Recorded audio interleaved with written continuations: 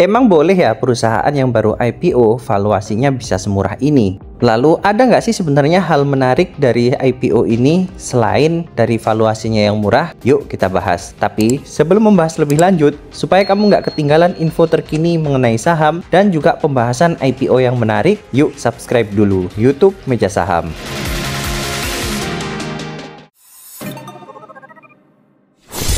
PT IKA Parmindo Putra Mas merupakan perusahaan yang memproduksi obat-obatan resep dan obat bebas. Selain itu juga memproduksi perawatan rambut dan perlengkapan bayi. Berikut ini beberapa produk perseroan. Yang pertama adalah obat resep, ada Ikapen, Pentoin, dan Lactulax. Kemudian untuk obat bebas ada Gandapura Ika, Camulfit, Ikadril, dan alkohol Ika. Untuk non-farma yaitu perlengkapan bayi ada Baby Huggy dan produk perawatan rambut dengan merek NR. Perusahaan ini masuk ke dalam sektor kesehatan dengan subsektor farmasi dan riset kesehatan. Lalu untuk bidang usahanya bergerak dalam bidang usaha industri farmasi dan personal care. Pendapatan per segmen berdasarkan laporan di bulan April 2023. Untuk segmen non-farmasi yaitu perawatan bayi, penjualannya dalam miliar sebesar 58,3 miliar dengan kontribusi sebanyak 40,7%. Lalu, obat resep penjualnya sebesar 52,7 miliar dengan kontribusi sebesar 36,9%. Kemudian untuk non-farmasi yaitu produk perawatan rambut, penjualannya sebesar 23,2 miliar dengan kontribusi sebesar 16,3%. Dan untuk segmen farmasi yaitu obat bebas, penjualnya sebesar 8,6 miliar dengan kontribusi sebesar 6%. Lalu untuk jasa maklun, pendapatannya 300 juta dengan kontribusi cuma 0,2%. Dari sini bisa kita lihat kalau pendapatan terbesarnya itu dari produk non-farmasi berupa perawatan bayi ya teman-teman. Bagi teman-teman yang udah punya anak, ini pasti akan tahu banget. Kalau produk perawatan bayi itu biayanya memang mahal teman-teman. Karena dari sejak lahir sampai umur 2 tahun, pengeluaran orang tua yang memiliki bayi memang cukup besar. Sedangkan untuk pendapatan per wilayah, kontribusi terbesarnya dari area Jawa ya teman-teman, sebesar 79,3%, lalu area luar Jawa sebesar 15,3%, dan ekspor 5,5%. Wah ternyata produknya udah merambah sampai ke pasar luar negeri juga ya teman-teman. Ini cukup menarik sih. Kenapa? Ya karena kalau perusahaan sudah bisa ekspor sampai ke luar negeri, berarti produknya itu sudah cukup dipercaya teman-teman.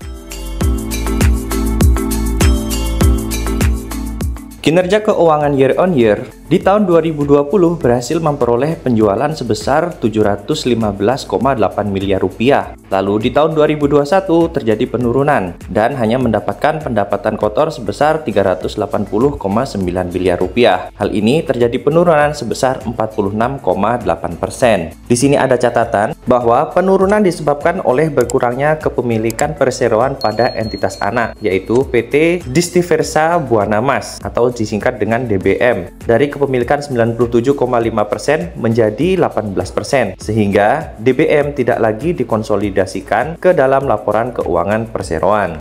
Kemudian di tahun 2022 penjualannya kembali meningkat ya teman-teman, menjadi 398,7 miliar rupiah atau naik sebesar 4,7%. Dan di bulan April 2022 pendapatannya sebesar 132,5 miliar. Lalu per April 2023 meningkat jadi 143,3 miliar rupiah atau jika dipersentasekan kenaikannya sebesar 8,2%.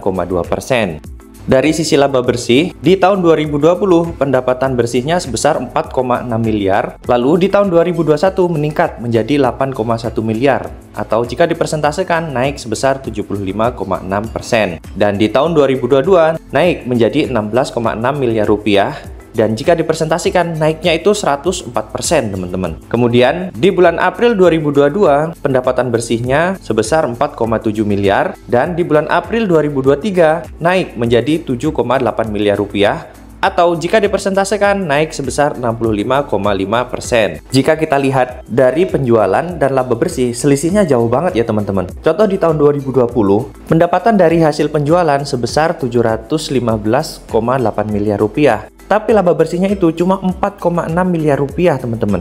kecil sekali ya, nggak ada 1% ya. Lalu di tahun 2021 juga sama, dari pendapatan kotor sebesar 380,9 miliar, pendapatan bersihnya itu cuma 8,1 miliar. Dan di tahun 2022 juga sama teman-teman, pendapatan bersihnya itu kecil sekali jika dibandingkan dengan pendapatan kotornya. Ya meskipun tetap ada peningkatan ya teman-teman.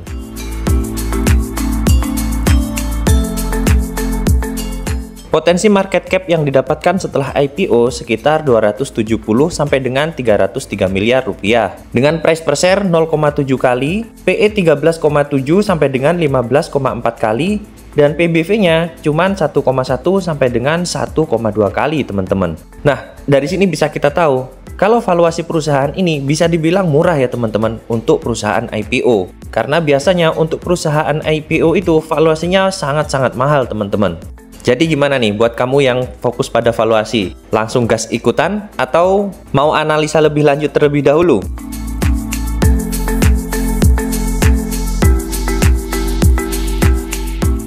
Sebelum membahas lebih lanjut mengenai rencana IPO, sepertinya tim Stockbit ada kesalahan penulisan ya teman-teman. Karena kalau saya lihat langsung ke prospektusnya, jumlah saham yang ditawarkan itu sekitar 330 juta lembar, bukan 530 juta lembar. Jadi mohon maaf untuk Stockbit, tulisannya saya ganti ya. Untuk harga penawaran di 160 sampai dengan 180 rupiah dengan potensi pendanaan sekitar 53,9 sampai dengan 60,6 miliar rupiah.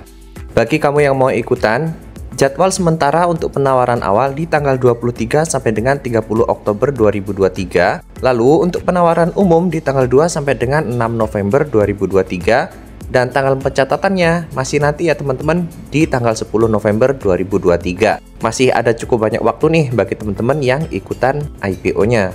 Rencana alokasi dana hasil IPO sebesar 50% untuk modal belanja renovasi pabrik di Sumedang dan pembelian mesin. Lalu 50% sisanya untuk modal kerja perseroan.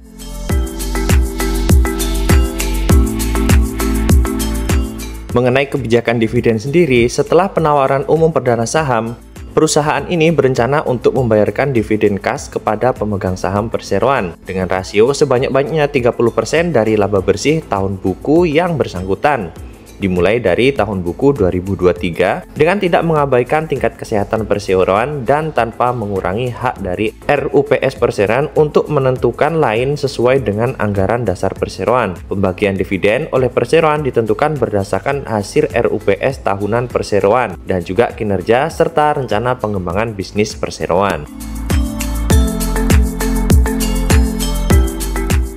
Yang menjadi underwriter pada IPO ini adalah OCBC Sekuritas dengan kode broker TP. Untuk track recordnya sendiri, OCBC Sekuritas ini pernah mengawal IPO-nya NCKL ya teman-teman.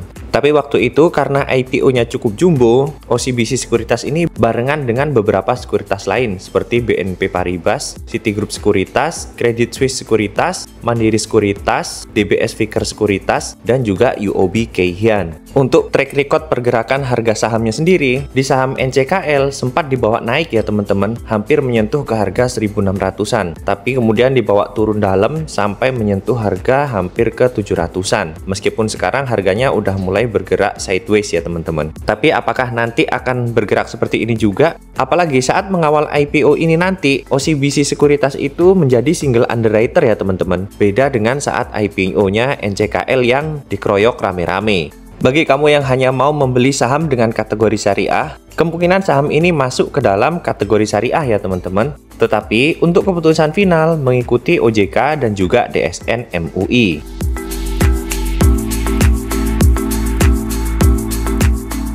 Kesimpulan yang pertama, perusahaan ini merupakan perusahaan yang memproduksi obat, baik obat resep maupun non-resep. Selain itu, perusahaan ini juga menjual produk perawatan bayi dan juga perawatan rambut. Kesimpulan yang kedua, keuntungan bersihnya relatif kecil ya teman-teman. Dan menurut saya, perusahaan yang seperti ini kurang menarik sih. Karena sebagai perusahaan, untuk bisa terus melanjutkan operasionalnya dan untuk berkembang di kemudian hari, butuh keuntungan bersih yang cukup besar teman-teman. Kesimpulan yang ketiga, valuasinya murah ya teman-teman. Tapi, kalau saya lihat dari kinerja keuangannya, sepertinya memang wajar kalau perusahaan ini valuasinya dihargain murah. Kesimpulan yang keempat, perusahaan ini membagikan dividen ya teman-teman, dan ini cukup menarik. Sebagai investor, kita bisa berharap suatu hari perusahaan ini akan terus berkembang sehingga pendapatannya bisa terus meningkat. Dengan begitu, para investor akan kecipratan dividen yang cukup banyak. Kesimpulan yang kelima, penggunaan dana hasil IPO-nya cukup menarik ya teman-teman, di mana 50% digunakan untuk renovasi dan juga pembelian mesin. Lalu 50% sisanya digunakan untuk modal kerja. Ya menurut saya penggunaan dana IPO seperti ini cukup wajar dan cukup menarik ya teman-teman, karena digunakan untuk renovasi dan juga pembelian mesin. Kesimpulan yang keenam, dari track record underwriter cukup menarik ya, nggak yang langsung dibanting sampai ke bawah ya teman-teman, tapi sahamnya setelah IPO sempat dibawa naik dulu. Sayangnya, untuk OCBC sendiri waktu itu menjadi underwriternya keroyokan ya dengan beberapa underwriter lain. Ya mudah-mudahan nanti pada IPO ini OCBC Sekuritas bisa memberikan track record yang baik saat mengawal saham IPO. Dari kesimpulan ini, kemungkinan saya ikutan ya teman-teman di IPO ini. Saya ingatkan, ini bukan merupakan ajakan beli maupun tidak beli ya teman-teman, karena keputusan semua berada di tangan masing-masing investor. Dan saya sendiri, saat saya ikut IPO, saya sudah memikirkan risiko yang bisa saya tanggung. Jadi kalau seandainya nanti harga sahamnya dibawa turun, ya udah cut loss aja, nggak perlu pusing-pusing. Atau kalau dibawa naik dan udah ada tanda-tanda mau turun, ya udah di take profit aja. Supaya nggak ditahan-tahan, lalu harga sahamnya turun, bahkan bisa sampai parkir di gocap. Kalau teman-teman gimana? Langsung gas ikutan atau nunggu setelah IPO? Jika teman-teman juga penasaran mengenai analisa setelah IPO, bisa tulis di kolom komentar ya, supaya nanti setelah IPO, kami akan buatkan analisa pasca IPO perusahaan ini. Dan bagi kamu yang nggak mau ketinggalan info terkini mengenai saham dan juga pembahasan IPO maupun pasca IPO yang menarik, yuk subscribe dulu YouTube Meja Saham.